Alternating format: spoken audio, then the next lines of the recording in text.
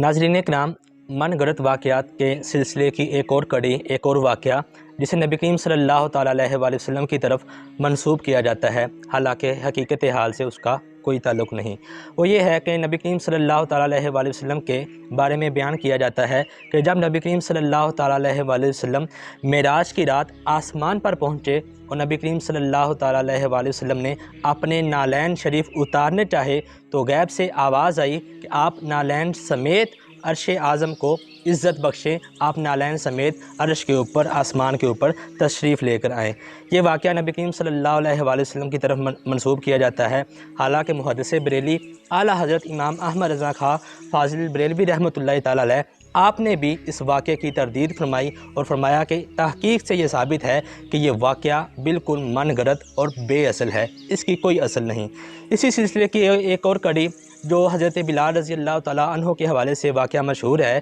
कि हज़रत बिलाल रज़ी अल्लाह तआला अन्हो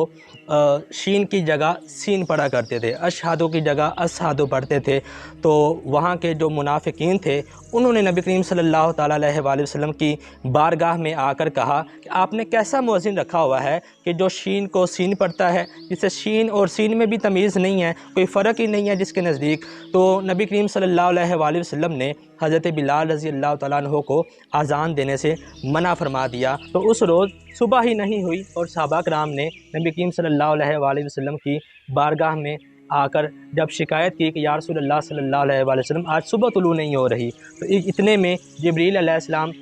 नाजिल हुए और आकर नबी करीम सल्लल्लाहु अलैहि वसल्लम की बारगाह में अर्ज़ करने लगे कि जब तक हज़रत बिलाल रज़ी अल्लाह तआला अन्हो अज़ान नहीं कहेंगे तो सुबह नहीं होगी। फिर हज़रत बिलाल रज़ी अल्लाह तआला अन्हो ने अज़ान कही और फिर सुबह हुई। और इस हवाले से कवाली भी मशहूर है जिसका एक शेर है कि एक दिन हज़रत बिलाल ने जो अज़ान सहर ना दी, कुदरत खुदा की देखो ना मुतलक सहर हुई। तो नाज़रीन कराम याद रखें, ये वाक़या भी बिल्कुल मनगढ़ंत और बेअसल है। हज़रत बिलाल रज़ी अल्लाह तआला अन्हो बहुत फसीहुल लिसान थे, आपकी ज़बान बहुत फसीह थी। ऐसा कोई मामला नहीं था कि आप शीन को सीन पढ़ा करते थे, इसका हकीकत से कोई ताल्लुक़ नहीं। मनगढ़ंत वाक़यात के सिलसिले की एक और कड़ी जिसे नबी करीम सल्लल्लाहु ताला अलैहि वसल्लम की तरफ मंसूब किया जाता है कि एक दिन नबी करीम सल्लल्लाहु अलैहि वसल्लम ने हज़रत अमीर मुआविया रज़ी अल्लाह तआला अन्हो के कंधे के ऊपर यजीद को देखा। तो नबी करीम सल्लल्लाहु अलैहि वसल्लम ने फरमाया कि जन्नती बाप के कंधे पर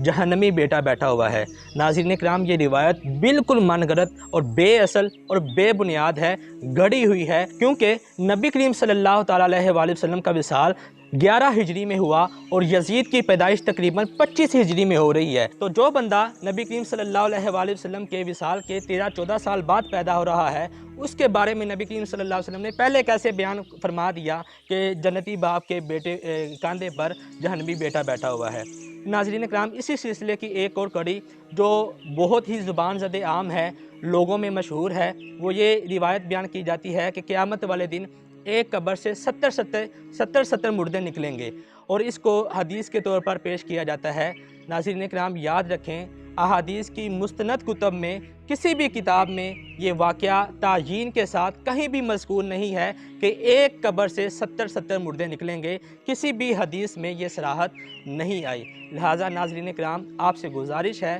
कि इस तरह के वाक़यात और इस तरह की रिवायात को बयान करते हुए हमेशा एहतियात से काम लिया करें और नबी करीम सल्लल्लाहु अलैहि वसल्लम की तरफ मंसूब कोई भी कौल या कोई भी अमल उसको तब तक दूसरों के साथ शेयर ना करें जब तक किसी मुस्तनद आलिम से उसकी तस्दीक ना करवा लें, क्योंकि नबी करीम सल्लल्लाहु अलैहि वसल्लम ने फरमाया मन कज़बा अलैया मुतअम्मिदन फलयतबव्वा मक़अदहु मिनन नार, कि जिसने जानबूझकर मेरी तरफ कोई ऐसा अमल या कोई ऐसी बात मंसूब की जो मैंने नहीं कही तो अपना ठिकाना जहन्नम में बना ले। नाज़रीन कराम, आपसे गुजारिश है कि अगर आप हमारे चैनल पर नए हैं तो हमारे चैनल को सब्सक्राइब करें, लाइक करें, ज़्यादा से ज़्यादा शेयर करें और कमेंट्स में अपनी राय का इजहार लाजमी करें। अगर आपके जहन में भी कोई ऐसा वाक़या, कोई ऐसी रिवायत मौजूद है कि जिसके बारे में आपको कोई शुबा है, कोई शक है और आप उसकी तस्दीक करवाना चाहते हैं, तो लाजमी कमेंट में वो वाक़या या वो रिवायत लिखें। इंशाअल्लाह आपको उसके बारे में